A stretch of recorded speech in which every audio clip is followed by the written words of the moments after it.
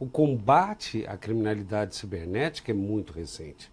Nós temos no Brasil uma única delegacia de polícia e um único núcleo de crimes específicos cibernéticos no Brasil, em São Paulo, para 44 milhões de habitantes. Isso faz com que aqueles criminosos que já existiam acabassem por se proliferar.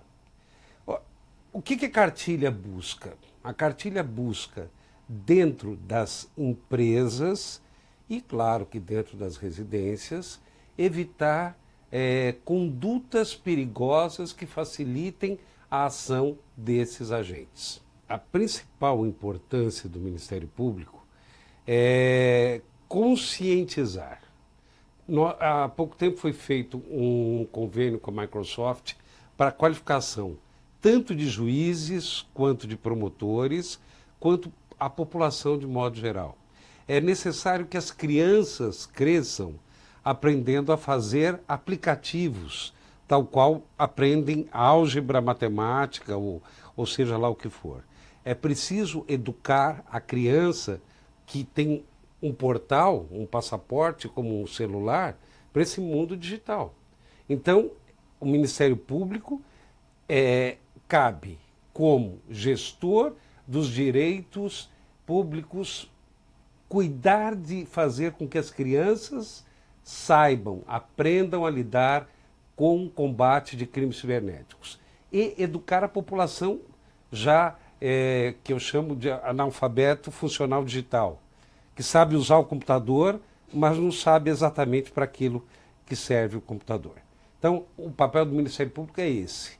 E quanto a combate à criminalidade, é saber transformar, adaptar os crimes comuns aos crimes comuns agora cometidos pelo meio eletrônico. Eu prefiro chamar de crimes cometidos por meio eletrônico. Nós temos uma meia dúzia, não chegamos a 12 crimes, que são crimes de internet puros, que são absolutamente incapazes de embarcar toda a criminalidade que é feita através da rede.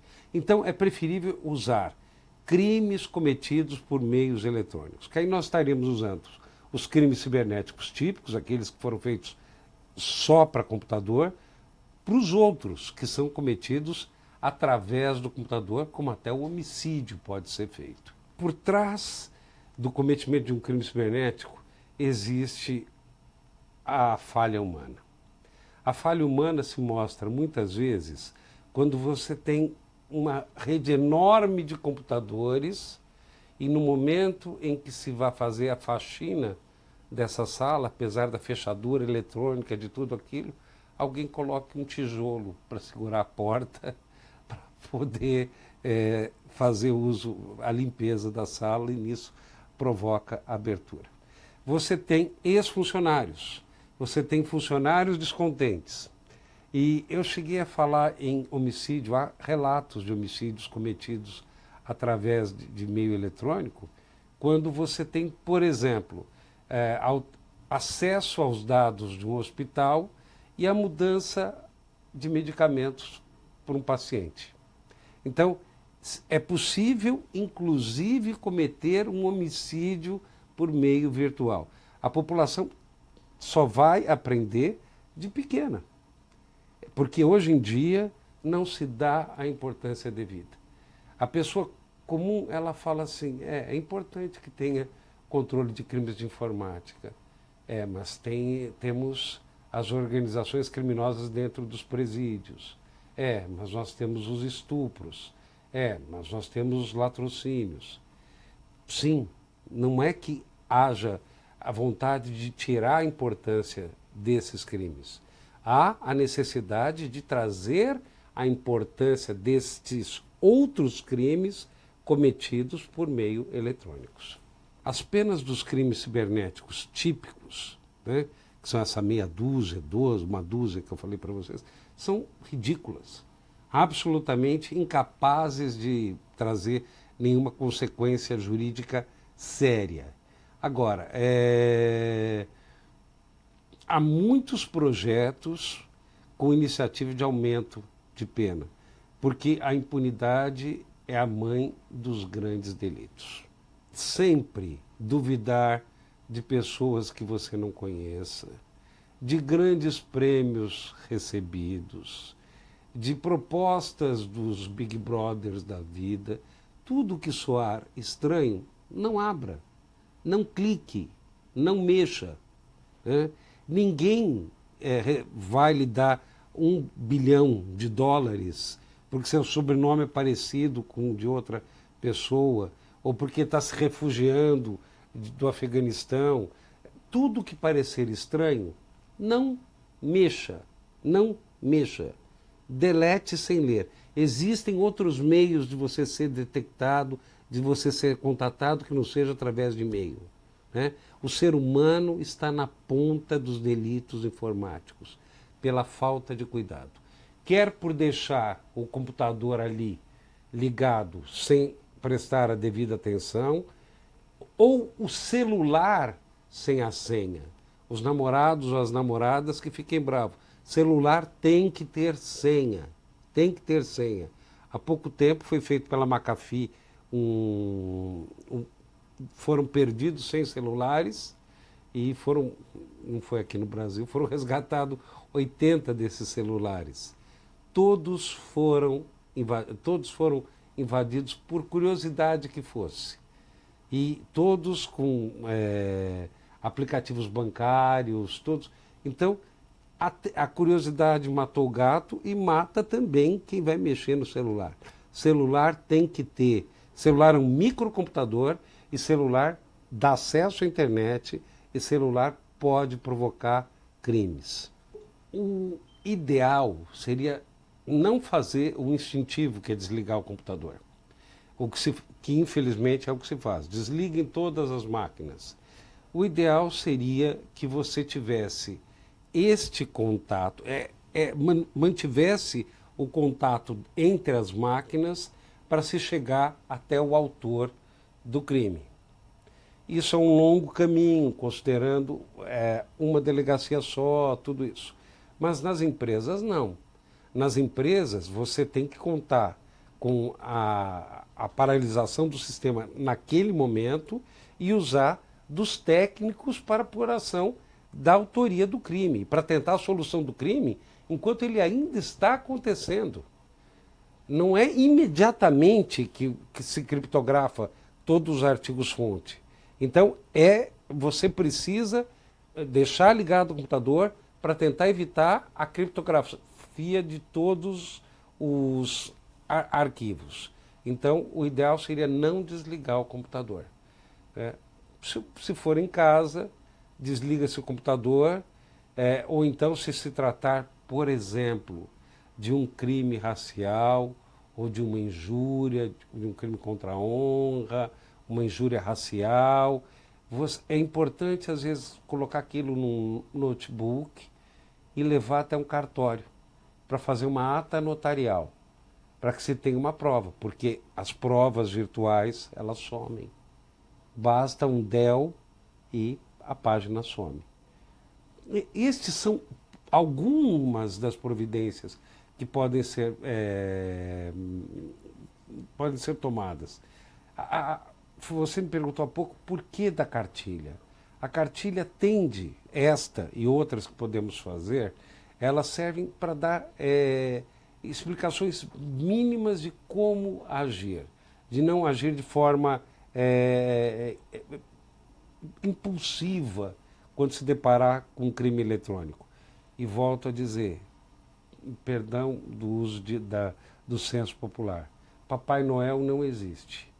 Né? Ninguém, quando houver qualquer coisa estranha chegando através de e-mail, seja foto de quem for nu, seja a oferta de milhares de dólares, não abra, não clique naquele link. E tem que se pensar o seguinte, não há uma pessoa fazendo isso. Há um robô, há um computador replicando milhares, centenas de milhares, bilhões de e-mails para o mundo inteiro.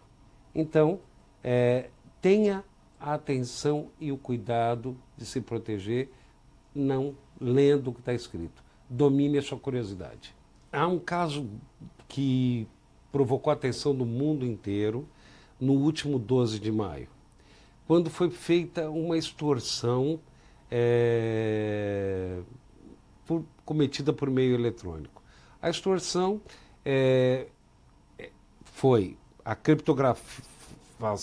criptografia dos dados fontes, dos dados relevantes das empresas, inclusive hospitais foram vítimas, o Tribunal de Justiça daqui de São Paulo, o Ministério Público de São Paulo, que não importa exatamente o lugar, nós fomos vítimas dessa criptografia dos dados e, enfim, a extorsão. Pedia-se dinheiro para poder devolver a chave que abrisse esses arquivos. Esse foi talvez o maior, porque foi feito no mundo inteiro.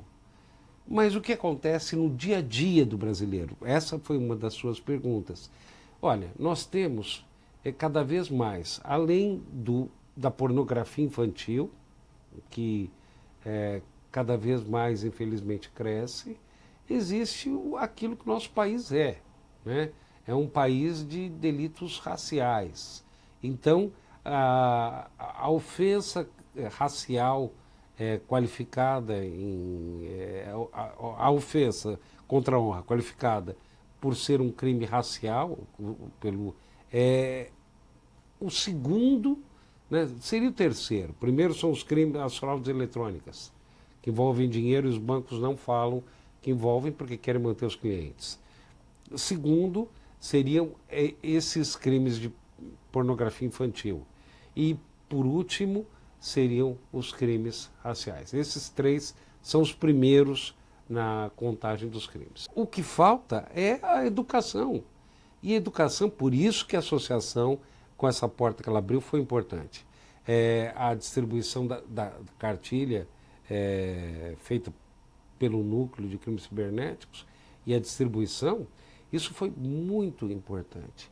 Nós atingimos um público muito grande, porque isso acaba tendo efeito cascata, isso passa da mão de um para o outro, de um para o outro.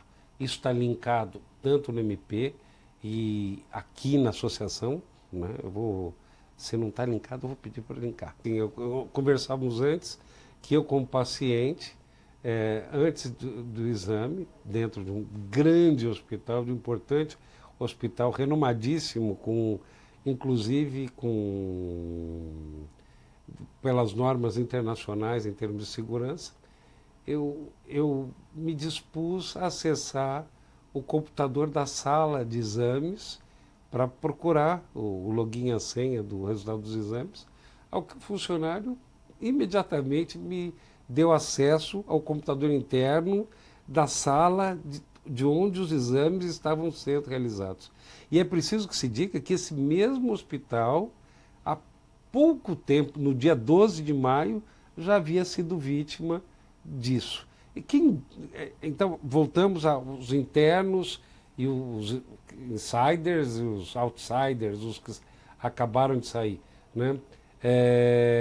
Por demissão ou porque eu estou lá dentro. Eu sou um paciente como qualquer outro. Por que não colocar um cavalo de Troia ali? Colocar algo que pudesse transmitir informações relevantes ou que bloqueasse o sistema do hospital? Sim, falta cautela, falta educação em termos de crimes cibernéticos. Então, nós contamos, e aí a modéstia não é cabível. Nós contamos aqui na Associação do MP com um grupo extremamente qualificado em computação, em técnica de computação. Na dúvida, 31886464, procurem o departamento de informática, que qualquer dúvida pode ser resolvida. Ali, então, não vou ser modesto nesse sentido. A associação está preparada para cuidar de casos individuais. Eu digo com relação aos associados. E com relação a outras pessoas, deve-se buscar o promotor de justiça ou a Procuradoria Geral de Justiça para tentar, se chegar à autoria do crime, impedir que um crime aconteça ou que pare de acontecer.